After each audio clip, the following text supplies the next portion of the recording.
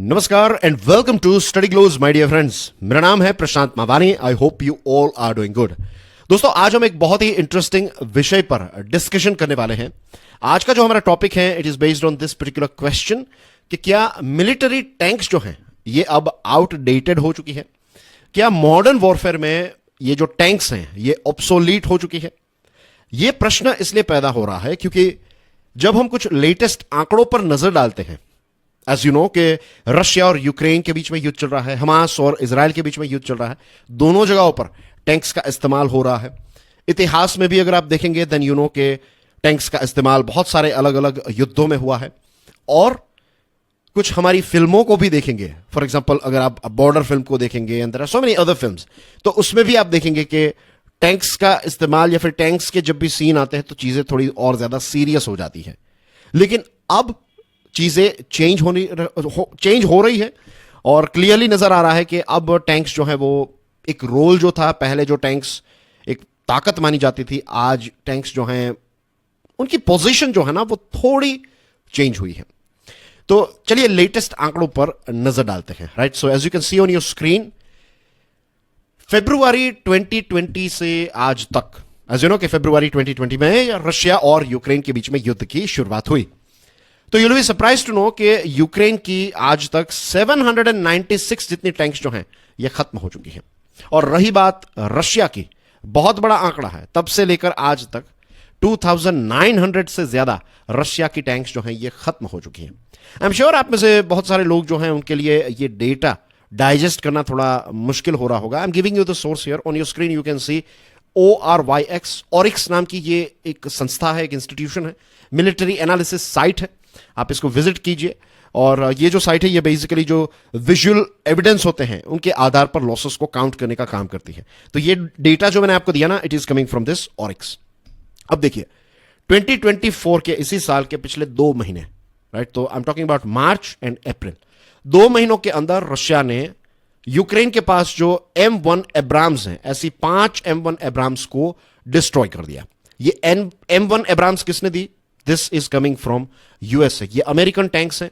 America ने total 31 tanks Ukraine को दी और ये सारी की सारी टैंक्स जो है इनका फ्रंटलाइन में इस्तेमाल हो रहा है। और इससे पहले अभी जो 5 डिस्ट्रॉय किया, उससे पहले 3 ऐसी टैंक्स थी जिनको डिस्ट्रॉय कर दिया।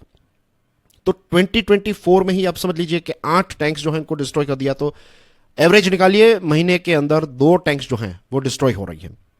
अभी तो युद्ध जो है वो थोड़ा स्टेबल हुआ है, लेकिन स्टार्टिंग के टाइम पर युद्ध जो है वो काफी ज्यादा पीक में था। एंड जस्ट इमेजिन 2900 से ज्यादा रशियन टैंक्स अभी तक खत्म हो चुकी हैं। तो आप डिवाइड बाय 2 ईयर्स कीजिए इसको, राइट, डिवाइड बाय डेज में आप डिवाइड कीजिए इसके साथ, and you will be surprised to know कि 1 महीने के अंदर कितने टैंक्स जो है वो डिस्ट्रॉय हो रही है। ये आंकड़ा जब हम समझ लें तो एक बात का इशारा है, ये इंडिकेशन है कि मॉडर्न वॉरफेयर में टैंक्स जो है ये काफी ज्यादा वल्नरेबल बन चुकी है। और इसके बावजूद बहुत सारे देश ऐसे हैं जो टैंक्स का इस्तेमाल भी कर रहे हैं और टैंक्स को मैन्युफैक्चर भी कर रहे हैं। अब रशिया के पास वैसे कोई ऑप्शन है नहीं। रशिया के डिफेंस मिनिस्टर सर्गेई शोइगु साहब ने यह ऐलान किया है कि रशिया जो है वो अपने टैंक का मैन्युफैक्चरिंग जो है इसको और ज्यादा रैंप अप कर रहा है, यानी कि बहुत बड़ी क्वांटिटी में स्पीडली रशिया जो है वो टैंक्स का प्रोडक्शन कर रहा है। ऑफ कोर्स क्योंकि 2900 से ज्यादा उनकी टैंक्स जो है वो खत्म हो चुकी है। तो ये सारे आंकड़े जब हम देखते हैं ना, तो ये प्रश्न पैदा होता है कि क्या ये टैंक्स जो है ये अब वल्नरेबल और ऑब्सोलीट हो चुकी है। रही बात वल्नरेबिलिटी की, तो देखिए अब नई चीजें सामने आई है। रशिया यूक्रेन वॉर की ही अगर हम बात करें तो टैंक्स के लिए सबसे बड़ा किलर, टैंक का सबसे बड़ा अगर कोई डिस्ट्रॉयर रहा है तो दैट इज ड्रोन्स।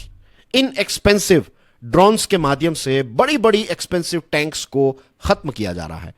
ऐसे में ही एक ड्रोन है जिसका नाम है first person view drone, FPV drone इसको कहते हैं। इसकी कीमत $500 या फिर उससे कम रहती है। और ये जो FPV ड्रोन है इसको बहुत इजीली उड़ाया जा सकता है, राइट। इसमें कैमरा रहता है ताकि आप सारी चीजों को देख सके और इसी के साथ इसमें एक्सप्लोसिव रहते हैं। और ये FPV ड्रोन यानी कि फर्स्ट पर्सन व्यू ड्रोन जो है ये एक ग्राउंड पर बैठे हुए सोल्जर के द्वारा इसको कंट्रोल किया जाता है। रिमोट कंट्रोल के माध्यम से इसको उड़ाया जाता है। और जब भी आपने किसी दुश्मन की टैंक को देख ली, और कुछ नहीं करना है, बस ये जो टैंक है ना इस पर आप इसको क्रैश कर दीजिए। आपका तो सिर्फ $500 का नुकसान होगा, आपका ये ड्रोन जाएगा, लेकिन सामने वाला जो देश है उसकी करोड़ों रुपए की जो टैंक्स हैं वो खत्म हो जाएगी, बर्बाद हो जाएगी। तो ये जो युद्ध है इसमें तो टैंक्स काफी ज्यादा वल्नरेबल नजर आ रही हैं, राइट। और टैंक्स के कुछ वल्नरेबल पोर्शन भी रहते हैं। फॉर एग्जांपल इसका जो इंजन रहता है वो वाला एरिया काफी वल्नरेबल रहता है, उस पर अटैक करने से टैंक जो है वो खराब हो जाती है। दूसरी चीज है इसका ओपन हैच, और इसके साथ जो हल और टरक के बीच में जो स्पेस रहती है, तो ये भी एक ऐसी जगह है जो काफी वल्नरेबल है। तो ये चीजें हर कोई जानता है और इजीली इसका इस्तेमाल जो है वो किया जाता है, ठीक है। दूसरी जो चीज है वो ये है कि क्या हम एफपीवी ड्रोन से अपने आप को, या फिर कोई जो देश है वो अपनी टैंक्स को एफपीवी ड्रोन से बचा सकता है? The answer is yes, of course.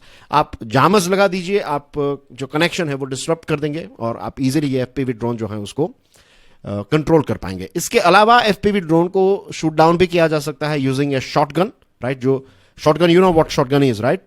तो बहुत ही इजीली, मीन्स हमने सबने देखी है, कहीं ना कहीं फिल्मों में देखी है, राइट। जो जिसको जो 12 गेज की गन कहते हैं ना, 2 पाइप वाली गन आती है, so that one.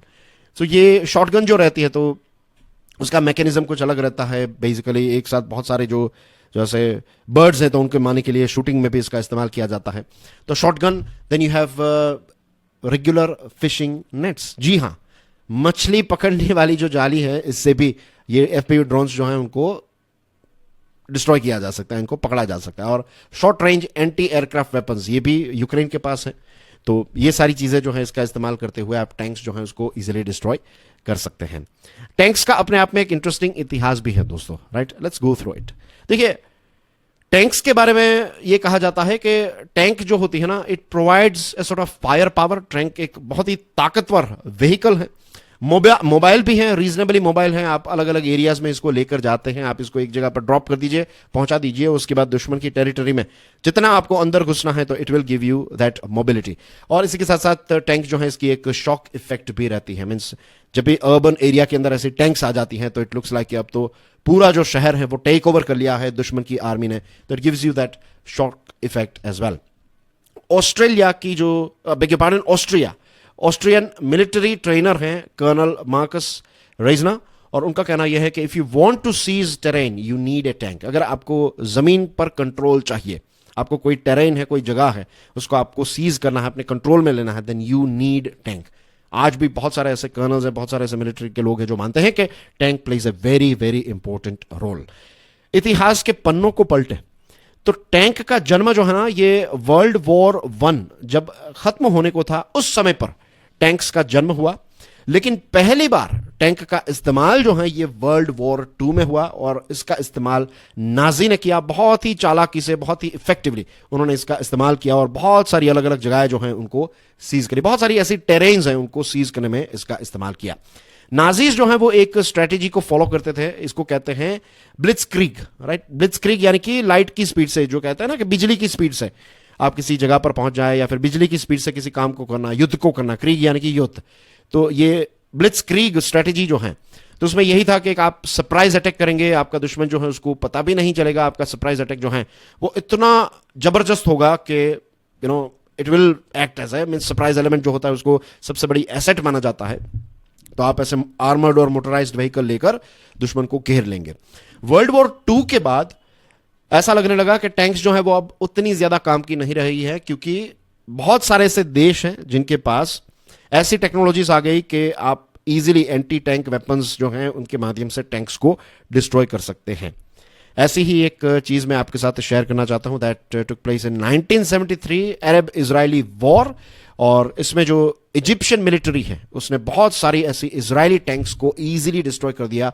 Israeli tanks उस समय पर काफी सुपीरियर थी, लेकिन उसके बावजूद भी Egyptian military was able to destroy them. उसके पीछे रीजन ये था कि उस समय पर इजिप्ट को प्योर सपोर्ट जो है वो सोवियत यूनियन का मिल रहा था, और सोवियत यूनियन की एंटी टैंक गाइडेड मिसाइल जो है इसका इस्तेमाल करते हुए ये चीज उन्होंने की थी, राइट। डिफेंस स्ट्रेटेजिस्ट जो हैं वो कहते हैं कि देखिए टैंक्स जो हैं, अगर आप इन्फेंट्री का सपोर्ट प्रोवाइड करते हैं तो टैंक का इस्तेमाल काफी अच्छी तरीके से किया जा सकता है। इसके साथ दूसरी जो चीज है वो है कि अगर टैंक का आर्मर जो है इसको अपग्रेड किया जाए, दो चीजें हैं, एक तो टैंक जो है उसको इन्फेंट्री का support, and second thing armour upgrade कर दे। अगर ये चीज हो जाती है तो टैंक जो है दे आर इनवैल्यूएबल, और खास करके अर्बन वॉरफेयर में टैंक्स जो हैं वो कमाल का परफॉर्मेंस आपको देकर मींस डिलीवर कर सकती है। M1 एब्राम्स की बात करें, जिनको इजीली डिस्ट्रॉय किया गया है बाय रशिया, राइट? जब सेकंड बैटल ऑफ फालूजा हुई 2004 में, I am talking about Iraq में जब यूएसए की आर्मी पहुंच गई तो उस समय पर यूएसए के मरीन्स ने M1 एब्राम्स का ही इस्तेमाल किया था मॉडर्न वॉरफेयर में, लेकिन ये दो चीजें जो अभी डिस्कस की ये फुलफिल की गई थी, तो इसकी वजह से they were able to use it effectively. So that's everything in today's discussion, dear friends. Thank you very much for your love and support. This is Prashant Mawani. God bless you all. Jai Hind.